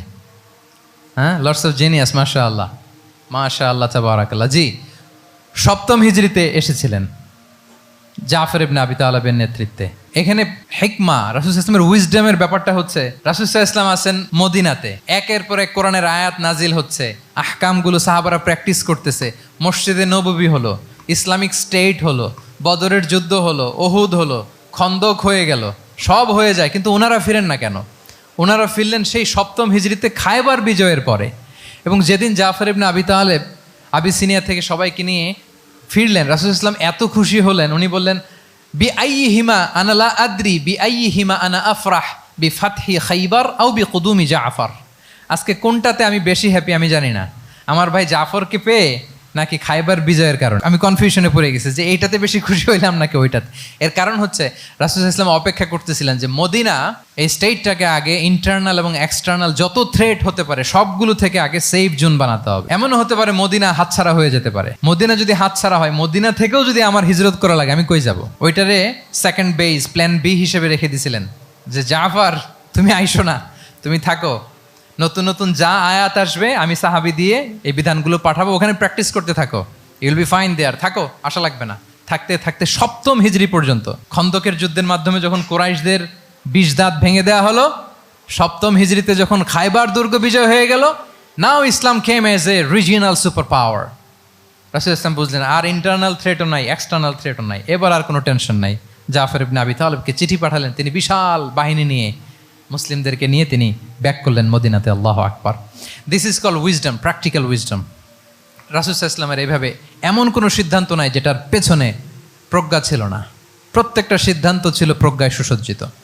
আমরা যদি মদিনার একটা উইজডমের কথা খেয়াল করি, খুব সংক্ষেপে বলি, মদিনাতে আল্লাহ রাসূল সাল্লাল্লাহু আলাইহি ওয়া আলিহি ওয়াসাল্লাম, মদিনার সোসাইটিতে মুনাফিক কারা বলেন তো? এটা কি রাসূল সাল্লাল্লাহু আলাইহি ওয়াসাল্লাম জানতেন না? জানতেন কিনা বলেন? এই জানাটা কি ধারণা বেজ, মানে মনে হয় ও মুনাফিক এরকম, নাকি গাইডেড বাই ওয়াহি, গাইডেড বাই রেভেলেশন? স্বয়ং আল্লাহ তাআলা জানিয়ে দিয়েছেন। এরপরও কোনোদিন রাসূল সাল্লাল্লাহু আলাইহি ওয়াসাল্লাম মানুষের সামনে কাউকে মুনাফিক বলে পরিচয় করিয়ে দেন নাই। মদিনার সোসাইটিতে কেউ জানতো না, বুঝতে পারতো আচরণ মুনাফিকের মতো, কিন্তু রাসূল সাল্লাল্লাহু আলাইহি ওয়াসাল্লাম কখনো বলেন নাই যে ও মুনাফিক। কখনো বলছেন? বলেন নাই। চিন্তা করছেন? আমরা তো কথায় কথায় ফেসবুকে মন মতো না হইলে কি লিখি? বেসড অন অ্যাজাম্পশন, আমার মন মতো হয় নাই, ও মুনাফিক। কিন্তু ওহী দ্বারা সুনিশ্চিত হয়েও রাসূল সাল্লাল্লাহু আলাইহি ওয়াসাল্লাম কাউকে মুনাফিক বলে অ্যাড্রেস করেন নাই। আল্লাহু আকবার। কেন করেন নাই? মুসলিম সাহাবারা চটে যাবে, মুনাফিকদেরকে হত্যা করবে, তখন মুশরিকরা, কোরাইশরা, ইহুদিরা কি বলবে? যে মুহাম্মদের অনুসারীরা একে অন্যকে হত্যা করে। কারণ মুনাফিকরা তো অন্য সাহাবীদের মতো তারাও মসজিদে নববীতে এসে রাসূল সাল্লাল্লাহু আলাইহি ওয়াসাল্লামের পেছনে নামাজ পড়তো। অ্যাপারেন্টলি দেখতে তো তারাও মুমিন, দেখতে তারাও কি মুমিন। কখনো রাসূল ইসলাম বলেন না। তবে হুযায়ফা ইবনুল ইয়ামান রাদিয়াল্লাহু তাআলা আনহু নামে একজন সাহাবী, উনি মদিনার গোয়েন্দা বিভাগের প্রধান ছিলেন রাসূল সাল্লাল্লাহু আলাইহি ওয়াসাল্লামের, উনাকে বলে গিয়েছিলেন কারা কারা মুনাফিক। নামের লিস্টটা অ্যাজ এ রেফারেন্স শুধু ওনাকে বলেছিলেন, আর কাউকে বলেন নাই। এজন্য ওমরে ফারুক রাদিয়াল্লাহু তাআলা আনহু যখন মদিনার খলিফা, তখন তিনি কেউ মারা গেলে ওনাকে যখন জানাজার ইমামতির জন্য বলা হতো, উনি দেখতেন যে ওই জানাজায় হুযায়ফা গিয়েছে কিনা। যদি হুযায়ফা ইবনুল ইয়ামান ওখানে যেতেন, উনি ওই নামাজের ইমামতি করতেন। আর যদি দেখতেন ওইখানে হুযায়ফা নাই, ওইখানে ওমরও নাই রাদিয়াল্লাহু তাআলা আনহু, আল্লাহু আকবার, তিনি কৌশলে পাশ কাটিয়ে বলতেন অন্য কেউ এই নামাজের ইমামতি করে দাও, আমি যাব না। আল্লাহু আকবার। তাহলে রাসূল সাল্লাল্লাহু আলাইহি ওয়াসাল্লামের উইজডম দেখেন, তিনি কমিউনিটির মধ্যে ইউনিটি ধরে রাখার জন্য কখনো মুনাফিকদের নাম বাই নেম তাদেরকে চিনতেন, কখনো ডিসক্লোজ করেন নাই। আল্লাহু আকবার। This is called wisdom. 12 number হচ্ছে, লাস্ট পয়েন্ট হচ্ছে succession management. A good leader produces a good leader, a true leader produces a true leader. একজন ভালো নেতা সে ভালো নেতা তৈরি করে, কি বলেন? একজন যোগ্য নেতা আরো যোগ্য উত্তরসূরি তৈরি করে, ঠিক কিনা বলেন? আমি শুধু নেতা, নেতৃত্বের সব গুণ আমার মধ্যে খালি হাবুডুবু খায়, আমি কাউরে নেতা বানাতে পারলাম না, তো আমি চলে যাওয়ার পরে আমার দল চালাবে কে? আমার দেশ চালাবে কে? এই উম্মাকে নেতৃত্ব দিবে কে? রাসূল সাল্লাল্লাহু আলাইহি ওয়াসাল্লাম নিজে যেমনি অনুসরণীয় নেতা ছিলেন, অনুকরণীয় নেতৃত্ব দিয়েছেন, তিনি এরকম নেতৃত্ব তৈরিও করে গিয়েছেন, ঠিক কিনা বলেন? আল খোলাফা আর রশিদিন আল মাহদিন, তাদের কথা যদি খেয়াল করেন, আবু বকর রাদিয়াল্লাহু তাআলা আনহুর ব্যাপারে তো ওনার প্রচ্ছন্ন কিছু ইঙ্গিতও ছিল। ওনার অবর্তমানে নামাজ পড়িয়েছে কে মসজিদে নববীতে? আবু বকর রাদিয়াল্লাহু তাআলা আনহু। ওনার হজ পালনের আগে হজের জন্য পাঠিয়েছিলেন কাকে? নবম হিজরিতে আবু বকর রাদিয়াল্লাহু তাআলা। এগুলো ছিল প্রচ্ছন্ন ইঙ্গিত। এবং সাকিফায়ে বনু সাঈদাতে ওমরে ফারুক বললেন যে আপনাকেই আমরা নেতা মানি, সবাই এক বাক্যে মেনে নিল। আজও ওই জায়গাটা মসজিদে নববীর এক পাশে সাকিফায়ে বনু সাঈদার বড় সাইনবোর্ড আছে, ওখানে বিকেলবেলা আনসারি সাহাবারা বসে গল্প করতেন। ওই জায়গাতে আবু বকর রাদিয়াল্লাহু তাআলা আনহুর খলিফা নির্বাচনের ব্যাপারটা ঘটেছিল। উনি ওসিয়ত করে গিয়েছিলেন ওমরে ফারুক রাদিয়াল্লাহু তাআলা আনহু খলিফা হবেন। ওমরে ফারুককে যখন অ্যাসাসিনেশন করা হলো, উনি একটা প্যানেল করে দিয়ে গেলেন, সেখান থেকে ওসমান রাদিয়াল্লাহু তাআলা আনহু হলেন। ওসমান রাদিয়াল্লাহু তাআলা আনহুর হত্যা পরবর্তী উদ্ভূত পরিস্থিতিতে আলী রাদিয়াল্লাহু তাআলা আনহু হলেন একজনের চেয়ে আরেকজন শ্রেষ্ঠ, একজনের চাইতে আরেকজনের মানাকে অসাধারণ অসাধারণ। এই যে নেতৃত্ব রাসূল সাল্লাল্লাহু আলাইহি ওয়াসাল্লাম এটা জীবদ্দশায় তৈরি করেছেন। যার যেখানে ক্যাপাসিটি দেখেছেন তাকে ওই দিকে উদ্বুদ্ধ করেছেন। যার মধ্যে যুদ্ধের ব্যাপারে জ্ঞান দেখেছেন তাকে যুদ্ধের সেনাপতি বানিয়েছেন। Khalid bin Walid, chief of the Muslim military, মুসলিম বাহিনীর সেনাপ্রধান ছিলেন কে? খালিদ বিন ওয়ালিদ। ওনার দিয়ে কখনো কবিতা লিখতে পাঠাইছেন রাসূল সাল্লাল্লাহু আলাইহি ওয়াসাল্লাম, কিন্তু হাসান বিন সাবিতকে দিয়ে কি করছেন? শুধু কি কবিতা লেখানো, ওনার মিম্বরের পাশে মসজিদে নববীতে আরেকটা মিম্বর বানাই দিয়েছেন, স্টেজ, যে তুমি এখানে দাঁড়িয়ে এমন জ্বালাময়ী কবিতা লিখবে যেন গুজবাম হয় মুসলমানদের, জেহাদের ময়দানের জন্য ঝাঁপিয়ে পড়ে। তাহলে খালিদ বিন ওয়ালিদকে দিয়ে এক কাজ করিয়েছেন, হাসান বিন সাবিতকে দিয়ে আরেক কাজ করিয়েছেন। মুআয ইবনে জাবাল রাদিয়াল্লাহু তাআলা আনহু প্রশাসনিক কার্যক্রম ভালো বুঝতেন। মদিনা রাষ্ট্রের সবচাইতে বড় সিনিয়র আমলা ছিলেন মুআয ইবনে জাবাল, ইয়ামানের গভর্নর করে পাঠিয়েছেন। ওনার এটাতে যোগ্যতা ছিল। যার যেখানে তিনি প্রতিভা দেখেছেন ইসলামের কল্যাণে রাসূল সাল্লাল্লাহু আলাইহি ওয়াসাল্লাম ওই প্রতিভাগুলোকে কাজে লাগিয়েছেন। এইভাবে ওনার সাকসেশন ম্যানেজমেন্টকে উনি গড়ে তুলেছেন। ফলে ওনার পরবর্তীতে বছরের পর বছর ইসলামী নেতৃত্বের হাল ধরতে মুসলিম উম্মার বেগ পেতে হয় নাই, ঠিক কিনা বলেন? তাহলে good leader, true leader produces a good leader. একজন সফল নেতা সে এরকম আরো অনেক সফল নেতৃত্ব তৈরি করে যায়, তাহলেই তার নেতৃত্ব সামনের দিকে আগাতে থাকে। 12টা জিজ্ঞেস করলে বলা যাবে? হ্যাঁ, নোট করে রাখছেন বোধহয় না? খুব খুশি হয়েছে আমি, মাশাআল্লাহ। শ্রোতা যদি ভালো হয়, শ্রোতা যদি দেখি যে না আমার সাথে সাথে মাথা নাড়ায়, রেসপন্স করে, উত্তর দেয়, তখন কথা বলতেও ভালো লাগে। মানে এত গরমের মধ্যে এত কষ্টে, অল আর সোয়েটিং, বাট এত মনোযোগের সাথে আপনারা শুনেছেন। আল্লাহ তাআলা আপনাদেরকে কবুল করুক। যুগোপযোগী নেতৃত্ব তৈরি করবার জন্য রাসূল সাল্লাল্লাহু আলাইহি ওয়াসাল্লামের এই যে leadership trait, leadership features, leadership quality, ওনার যে নেতৃত্বের ধরন আমরা জানলাম, এগুলো থেকে আমাদের অনেক শেখার আছে, অনেক নেয়ার আছে। আমরা চাইবো আমাদের আগামী নেতৃত্ব আল্লাহ রাসূল সাল্লাল্লাহু আলাইহি ওয়াসাল্লামের এই লিডারশিপ ট্রেড থেকে উপকৃত হবে। তারা এগুলো স্টাডি করবে, এখান থেকে তারা তাদের নিজেদের নেতৃত্বকে সাজাবে। আল্লাহ তাআলা আমাদের সবাইকে কথাগুলো বোঝা আর আমল করার তৌফিক দান করুক। আমি আবারও মিনার চট্টগ্রাম বিশ্ববিদ্যালয়কে অন্তরের অন্তঃস্থল থেকে শুভেচ্ছা জানাই এরকম চমৎকার প্রোগ্রামের আয়োজন করবার জন্য। ইউনিভার্সিটি অথরিটিকে আমি শুভেচ্ছা জানাই এবং আমার মাথার তাজ সম্মানিত শিক্ষক মণ্ডলীকে শুভেচ্ছা জানাই এবং প্রিয় শিক্ষার্থী বন্ধুদেরকে আবারও প্রাণঢাল অভিনন্দন জানিয়ে রাসূল সাল্লাল্লাহু আলাইহি ওয়াসাল্লামের নেতৃত্বের উপর প্রফিটিক লিডারশিপ টপিকে এই আলোচনা আমি এখানেই শেষ করছি। হাদা মা ইনদি ওয়াল ইলমু ইনদাল্লাহি আলাইহি তাওয়াক্কালতু ওয়া ইলাইহি উনীব। ওয়াসসালামু আলাইকুম ওয়া রাহমাতুল্লাহি ওয়া বারাকাতুহু।